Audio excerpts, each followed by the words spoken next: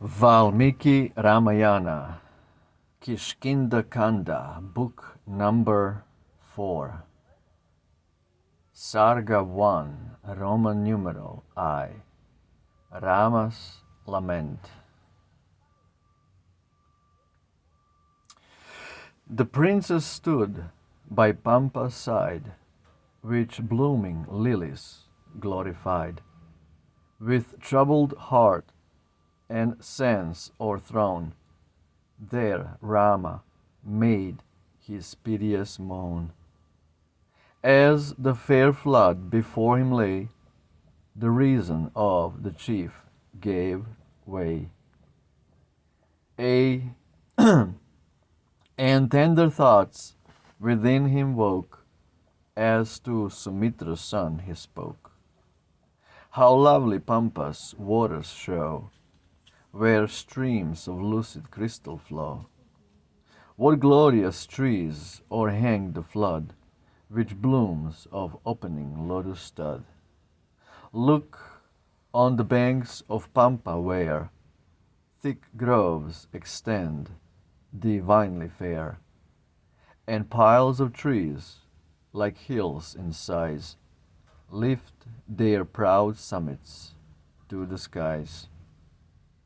But thought of Bharat's pain and toil, and my dear spouse, the giant's spoil, afflict my tortured heart and press my spirit down with heaviness. Still fair to me, though sunk in woe, bright Pampa and her forest show, where cool fresh waters charm the sight, and flowers of every hue are bright. The lotuses in close array their passing loveliness display. And pard and tiger, deer and snake hunt every glade and dell and brake. Those grassy spots display the hue of topaz and sapphires blue, and gay with flowers of every dye, with richly broidered housings wide. With loads of bloom the high trees crown, or weight the bending branches down, and creepers tipped with bud and flower, each spray and loaded limb or power. Now cool delicious breezes blow, and kindle love's voluptuous glow. When balmy sweetness fills the air, and fruit and flowers and trees are fair, those waving woods that shine with bloom, each very tint in turn assume. Like laboring clouds they pour their showers, in rain or ever-changing flowers. Behold those forest trees that stand high upon rock and tableland. As the cool gales their branches bend, their floating blossoms downward send. See, Lakshman, how the breezes play with every floweret on the spray, and sport in merry guise with all the fallen blooms and those that fall. See, brother, where the merry breeze shakes the gay boughs of flowery trees. Disturbed amid their toil a throng of bees pursue him loud in song. The coils, mad with sweet delight, the bending trees to dance invite, and in its joy the wild wind sings, as from the mountain cave he springs. On speed the gales in rapid course, and bend the woods beneath their force, till every branch and spray they bind in many a tangled knot entwined. What balmy sweets those gales dispense, with cool and sacred influence. Fatigue and trouble vanish such, the magic of their gentle touch. Hark! When the gale the boughs has bent, in woods of honey redolent, through all their quivering sprays the trees are vocal with the murmuring bees. The hills with towering summits rise, and with their beauty charm the eyes. Gay with the giant trees which bright with blossoms spring from every height. And as the soft wind gently sways the clustering blooms that load the sprays, the very trees break forth and sing, with startled wild bees murmuring. Then eyes to yonder acacias turn, whose glorious clusters glow and burn. Those trees in yellow robes behold, like giants decked with burnished gold. Ah me, Sumitra's son, the spring, dear to sweet birds who love and sing, wakes in my lonely breast the flame of sorrow as I mourn my dame. Love strikes me through with darts of fire, and wakes in vain the sweet desire. Hark! The loud coil swells his throat, and mocks me with his joyful note. I hear the happy wild cock call beside the shady waterfall. His cry of joy afflicts my breast, by love's absorbing might possessed.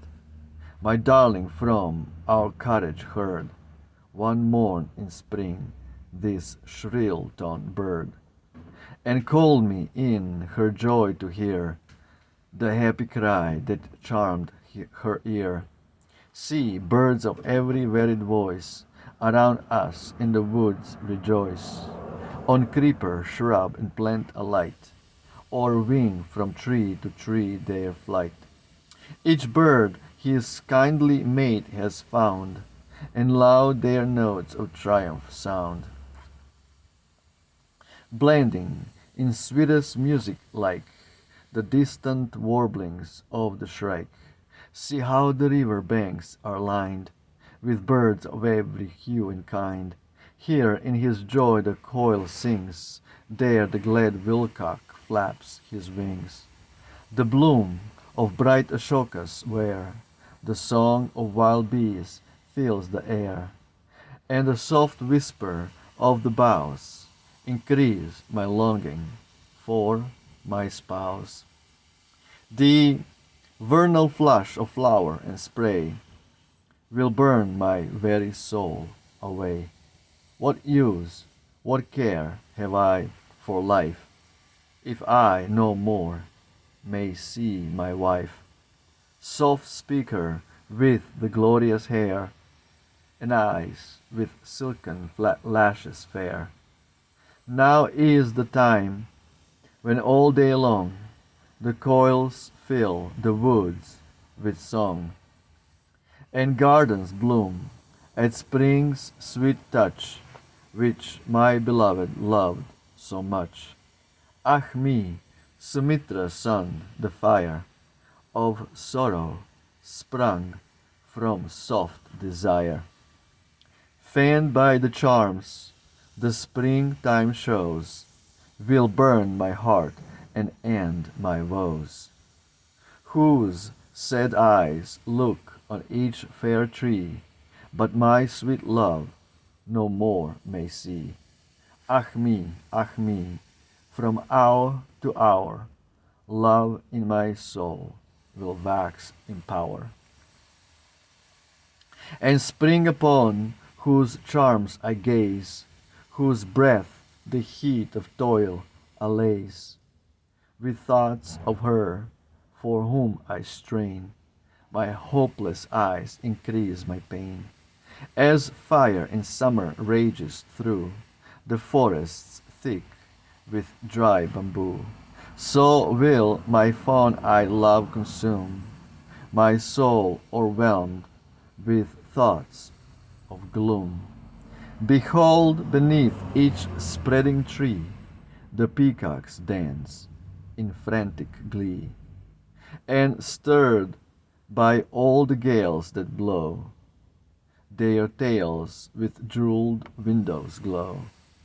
Each bird in happy love elate rejoices with his darling mate.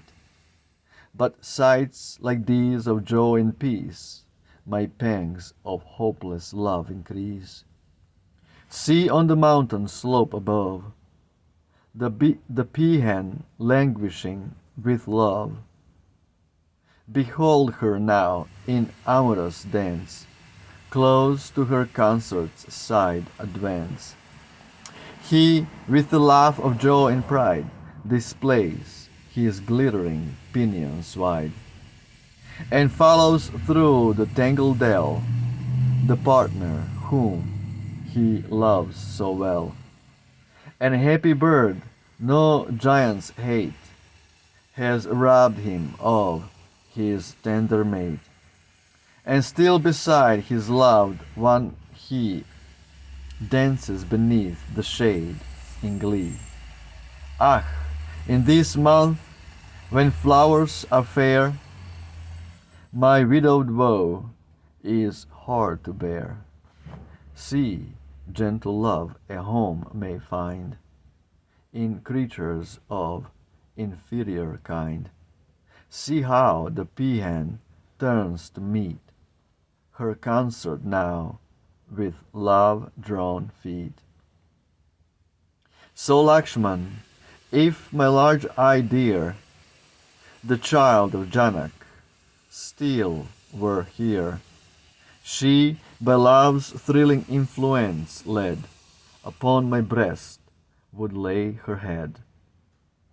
These blossoms I gathered from the bough, without my love, are useless now. 1,000 blossoms, fair to see, with passing glory clothe each tree, that hangs its cluster burdened head, now that the dewy months are fled. But, followed by the bees that ply their fragrant task, they fall and die.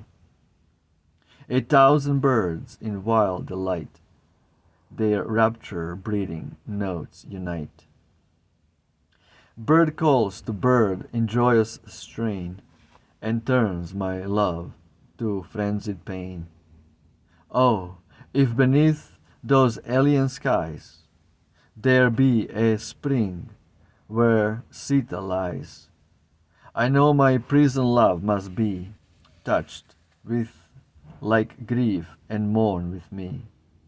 But ah, methinks that dreary clime knows not the touch of spring's sweet time. How could my black-eyed love sustain, without her lord, so dire a pain? Or if the sweet spring come to her, in distant lands a prisoner, how many his advent and her met, on every side with taunt and threat. Ah, if the springtides longer came, with sword enchantment o'er my dame, my darling of the lotus eye, my gently speaking love would die. For well my spirit knows that she can never leave bereft of me. With love that never wavered yet, my Sita's heart on me is set, who, with a soul that ne'er can stray, with equal love her love repay. In vain, the soft wind brings sweet blossoms on his balmy wings, delicious from his native snow. To me like fire he seems to glow. Oh, how I loved a breeze like this, when darling Sita shared the bliss. But now in vain from me it blows, to fan the fury of my woes. That dark-winged bird that sought the skies, foretelling grief with warning cries, sits on the tree where buds are gay, and pours glad music from the spray. That rover of the fields of air will aid my love with friendly care, and me with gracious pity guide to my large-eyed Videhan side. Hark, Lakshman, how the woods around with love-inspiring chants resound, where birds in every bloom-crowned tree pour forth their amorous minstrelies. As though an eager gallant would a gentle maid by love subdued, enamored of her flowers the bee darts at the wind-racked tila tree. Ashoka, brightest tree that grows, that lends a pang to lovers' woes, hangs out his gorgeous bloom in scorn, and mocks me as I weep forlorn. O Lakshman, turn thine eye and see each blossom-laden mango tree, like a young lover gaily dressed, whom fond desire forbids to rest. Look, son of Queen Sumitras, through the forest glades of varied hue, where blooms are bright and grass is green, the Kinnars with their loves are seen. See, brother, see, where sweet and bright those crimson lotus charm the sight, and o'er the flood a radiance throw, fair as the morning roseate glow. See, Pampa, most divinely sweet, the swans and mallards' loved retreat, shows her glad waters bright and clear, where lotuses their heads uprear. From the pure wave and charm the view, with mingled tints of red and blue, each like the morning's early beams, reflected in the crystal gleams. And bees in their sweet toil intent weigh down each tender filament. There with gay lawns the wood recedes, there wildfowl sport amid the reeds, there raw deer stand upon the brink, and elephants descend to drink. The repelling waves which winds make fleet against the bending lilies beat, and opening bud and flower and stem gleam with the drops that hang on them. Life has no pleasure left for me, while my dear queen I may not see, who loved so well those blooms that vie with the full splendor of her eye. O tyrant love, who will not let my bosom for 1 hour forget the lost one whom I yearn to meet, whose words were ever kind and sweet. Ah, haply might my heart endure this hopeless love that knows not cure, if spring, with all his trees in flower, assailed me not with ruthless power. Each lovely scene, each sound and sight, wherein with her I found delight, has lost the charm so sweet of yore, and glades my widowed heart no more. O lotus buds I seem to gaze, or blooms that deck Pallas's sprays, but to my tortured memory rise the glories of my darling's eyes. Cool breezes through the forest stray, gathering odors on their way, enriched with all the rifle scent of lotus flower and filament. They touch upon my temples falls, and Sita's fragrant breath recalls. Now look, dear brother, on the right of Pampa towers a mountain height, where fairest acacia trees unfold the treasures of their burnished gold. Proud mountain king, this woody side with myriad oars is decked and dyed. And as the wind-swept blossoms fall, their fragrant dust is stained with all. To yon high lands the glances turn, with pendant fire they flash and burn, wherein their vernal glory blaze. Palasa flowers on leafless sprays. O Lakshman, look on Pampa's side, what fair trees rise in blooming pride. What gleaming plants above them show, or hang they flowery garlands low. See how the amorous creeper rings the wind-wracked trees to which she clings, as though a dame by love impelled, with clasping arms her lover held, drunk with the varied scents that fill the balmy air from hill to hill, from grove to grove, from tree to tree, the joyous wind is wandering free. These gay trees wave their branches bent by blooms of honey redolent, there slowly opening to the day, buds with dark lustre deck the spray.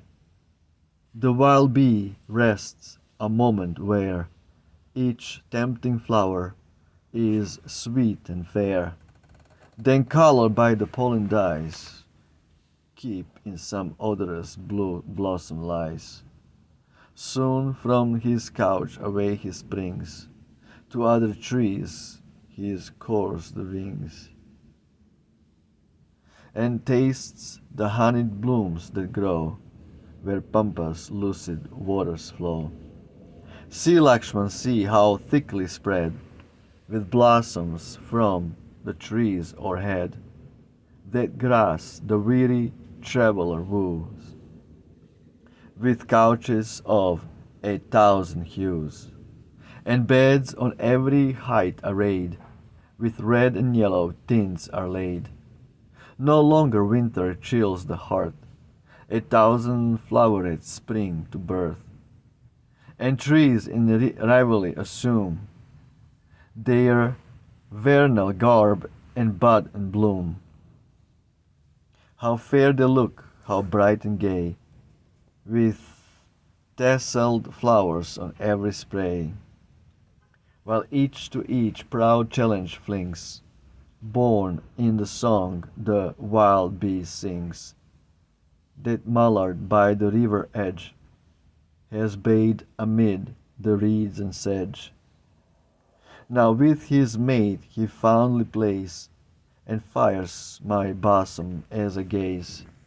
Mandakini is far renowned, no lovelier flood on earth is found. But still her fairest charms combine, in this sweet stream enchant the mind. If my love were here to look with me upon this lovely brook, ne'er for Ayodhya would I pine, or wish that Indra's lot were mine. If by my darling's side I strayed, o'er the soft turf which decks my glade, each craving thought were sweetly stilled, each longing of my soul fulfilled. But now my love is far away, those trees which make the widows so gay, in all their varied beauty dressed, make thoughts of anguish in my breast. The lotus covered stream behold, whose waters run so fresh and cold. Sweet rill, the wild falls love's resort, where curlew, swan, and diver sport, where with his consort plays the drake, and told dear love their thirst to slake. While from each woody bank is heard the wild note of each happy bird, the music of that joyous choir fills all my soul with soft desire. And as I hear, my sad thoughts fly to Sita on the lotus eyes, whom lovely with her moonbright cheek in vain mine eager glances seek. Now turn those shivered lawns away, where heart and hind together stray. Ah, as they wander at their will, my troubled breast with grief they fill. While torn by hopeless love I sigh for Sita of the fawn-like eye. If in those glades where, touched by spring, gay birds their amorous duties sing, mine own beloved I might see, then, brother, it were well with me. If by my side she wandered still, and this cool breeze that stirs the rill touched with its gentle breath the brows of mine own dear Videhan spouse. For Lakshman, oh how blessed are those on whom the breath of Pampa blows, dispelling all their care and gloom with sweetest from where the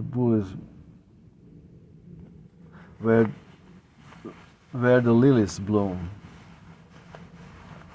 How can my gentle love remain alive amid the woe and pain?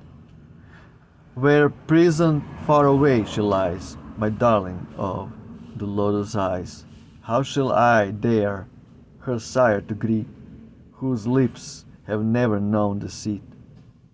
How stand before the childless king, and meet his eager questioning, when banished by my sire's decree, in low estate she followed me, so pure, so true to every vow. Where is my gentle darling now? How can I bear my widowed lot, and linger on where she is not, who followed when from home I fled, distracted, disinherited? My spirit sinks in hopeless pain, when my fond glances yearn in vain for that dear face with whose bright eye the worshipped lotus scarce can vie.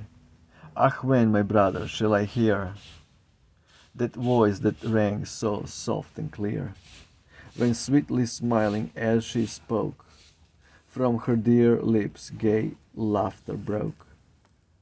When worn with toil and love I strayed with Sita through the forest shade, no trace of grief was seen in her, my kind and thoughtful comforter. How shall my faltering tongue relate to Queen Kaushalya, Sita's fate? How answer when, in wild despair, she questions, where is Sita, where? Haste, brother, haste to Bharat high, on whose fond love I still rely. My life can be no longer borne, since Sita from my side is torn. Those like a helpless mourner bent, by sorrow Rama made lament, and with wise counsel Lakshman tried to soothe his care, and thus replied, O best of men, thy grief oppose, nor sink. Oh man, oh man, I messed it up.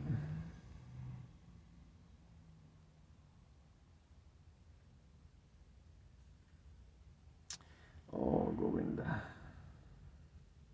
big time.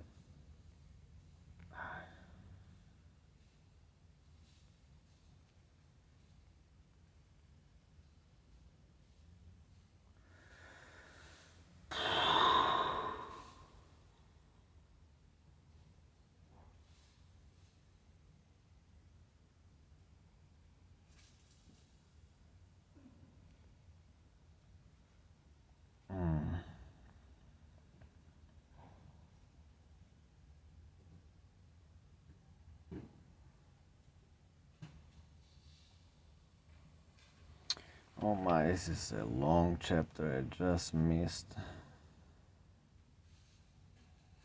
Oh wow.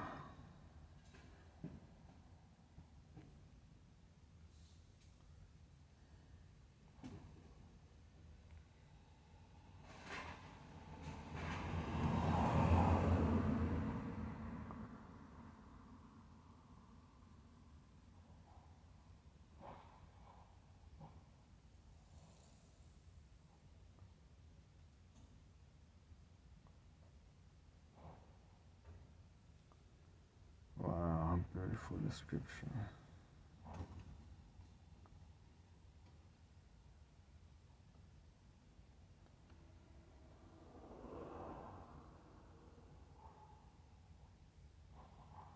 Wow.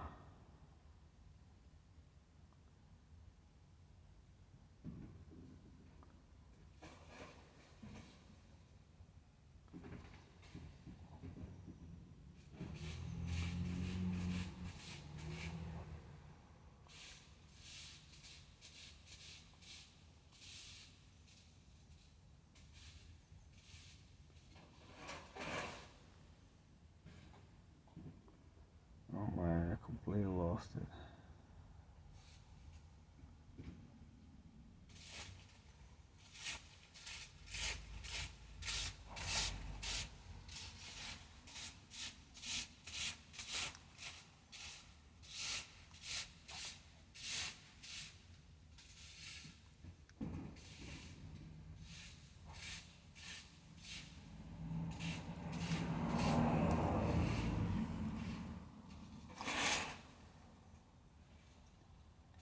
Ay, ay, ay.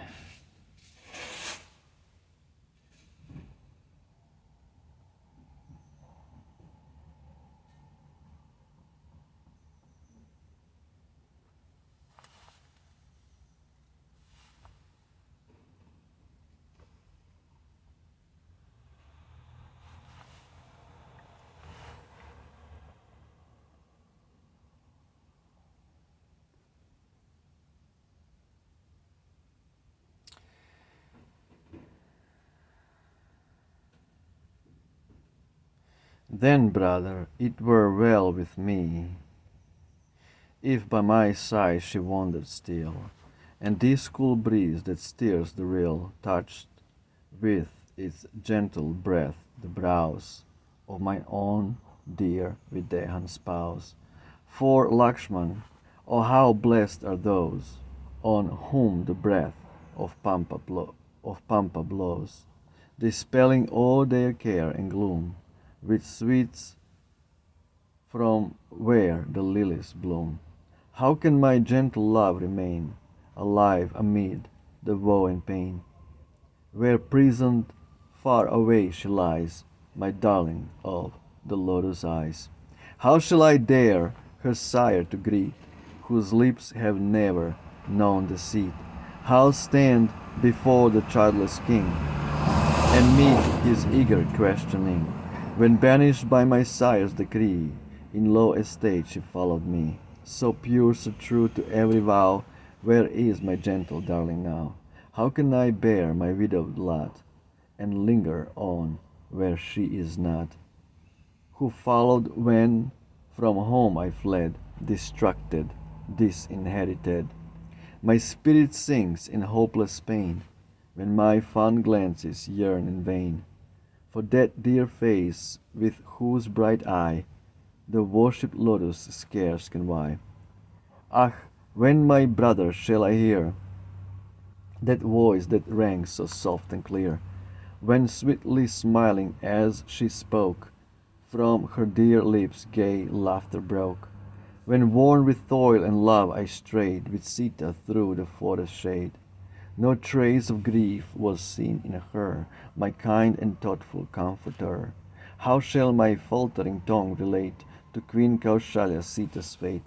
How answer when in wild despair she questions where is Sita, where?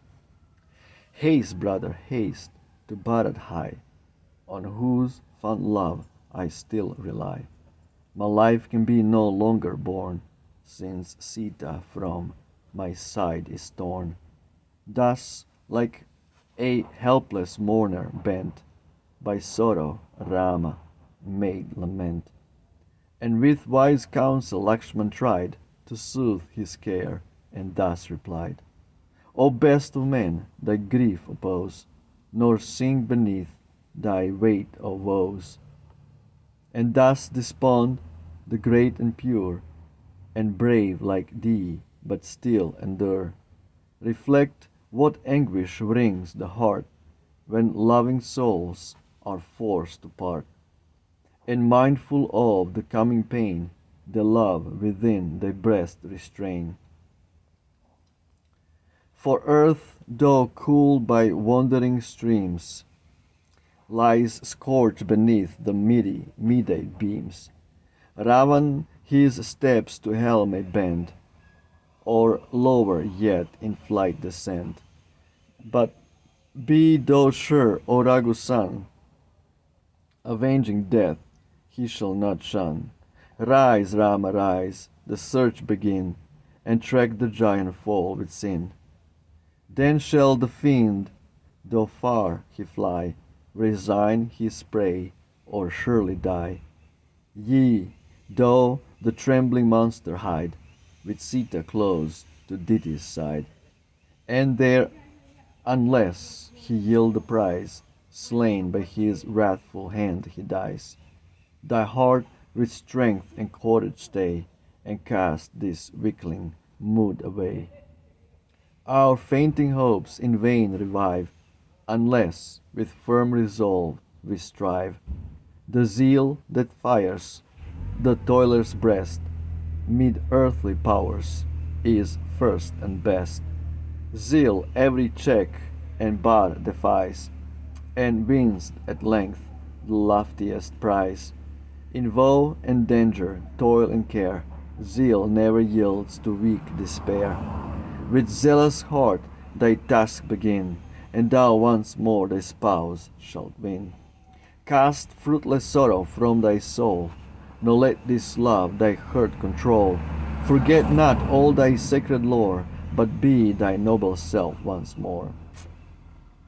He heard his bosom rent by grief, the counsel of his brother chief, crushed in his heart the maddening pain, and rose resolved and strong again.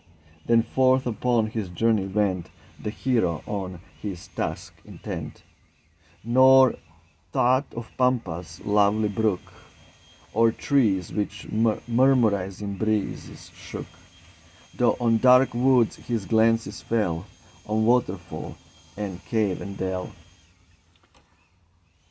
And still by many a care distressed, the son of Raghu onward pressed, as some wild elephant elate moves through the woods in pride, so Lakshman with majestic gait strode by his brother's side. He, for his lofty spirit famed, admonished and condoled, showed Raghu's son what duty claimed, and bade his heart be bold. Then as the brothers strode apace to Rishyamukha's height, the sovereign of the Vanaras race was troubled at the sight. As on the lofty hill he strayed, he saw the chiefs drew near. A while the glorious form surveyed, and mused in restless fear. His slow majestic step he stayed, and gazed upon the pair, and all his spirit sank dismayed, by fear too great to bear. When in their glorious might be best, the best of royal chiefs came nigh, the Vanaras in their wild unrest prepared to turn and fly. They sought the hermit's sacred home, for peace and bliss ordained, and there where Vanaras loved to roam, a sure asylum gained. Absolutely, absolutely beautiful. Super duper long chapter. Footnotes 3:19:1 or Kishkindha Kanda. Kishkindha, the city of Bali, the elder brother and enemy of Sugriva, is supposed to have been situated north of Mysore. Pampa is said by the commentator to be the name both of a lake and a brook which flows into it. The brook is said to rise in the hill Rishyamukha. 3:19:3 who was acting as regent for Rama and leading an ascetic life while he mourned for his absent brother. 3:19:1b the Indian cuckoo. 3:19:2b the Acacia fistula or Amalthus is a splendid tree like a giant laburnum, covered with a profusion of chains and tassels of gold. Dr. Roxburgh well describes it as uncommonly beautiful when in flower, few trees surpassing it in the elegance of its numerous long, pendulous racemes of large bright yellow flowers, intermixed with the young lovely green foliage. It is remarkable also for its curious cylindrical black seed pods about 2 feet long, which are called monkeys' walking sticks. 3:21 the Jonesha Asoka is a tree of considerable size native to southern India. It blossoms in February and March with large, erect, compact clusters of flowers, varying color from pale orange to scarlet, almost to be mistaken on a hasty glance for immense trusses of bloom of an Ixora. Mr. Fortune considered this tree, when in full bloom, superior in beauty even to the Amherstia. The first time I saw the Ashoka in flower was on the hill where the famous rock-cut temple of Kali is situated, and a large concourse of natives had assembled for the celebration of some Hindu festival. Before proceeding to the temple, the Maharata women gathered from 2 trees, which were flowering somewhat below, each a fine truss of blossom, and inserted it in the hair at the back of her head. As they moved about in groups, it is impossible to imagine a more delightful effect than the rich scarlet bunches of flowers presented on their fine glassy jet black hair. Firminger, Gardening for India. 3:21b. No other word can express the movements of peafowl under the influence of pleasing excitement, especially when after the long drought they hear the welcome roar of the thunder and feel the rain is near. 3:21:1 The dewy season is one of the 6 ancient seasons of the Indian year, lasting from the middle of January to the middle of March. 3:21:1b Rama appears to mean that on a former occasion a crow flying high overhead has an omen that indicated he is approaching separation from Sita, and that now the same birds perching on a tree near him may be regarded as a happy augury that she will soon be restored to her husband. 321 to be a tree with beautiful and fragrant blossoms. 321 3b a race of semi-divine musicians attached to the service of Kuvera, represented as centaurs, reversed with human figures and horses' heads.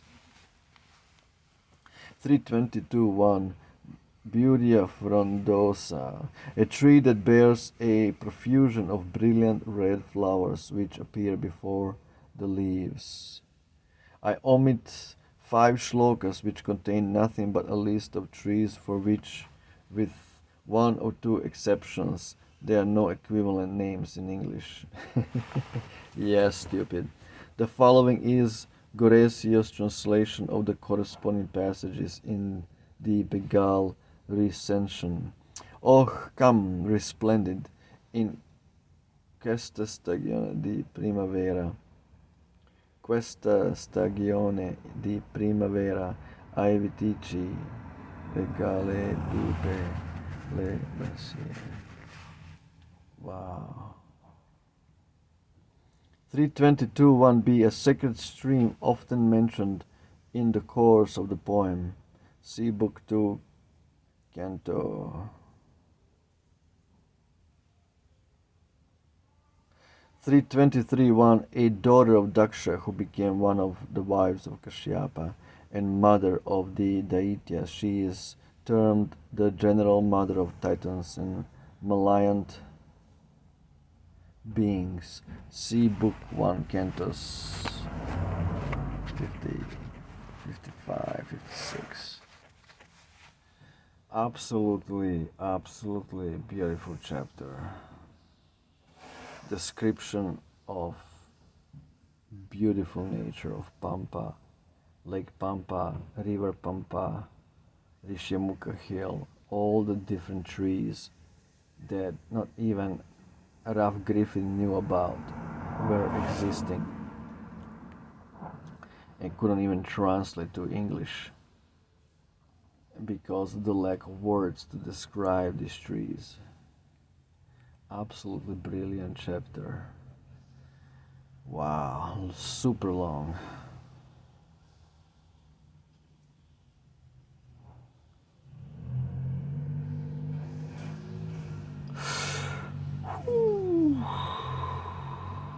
Almost fell asleep.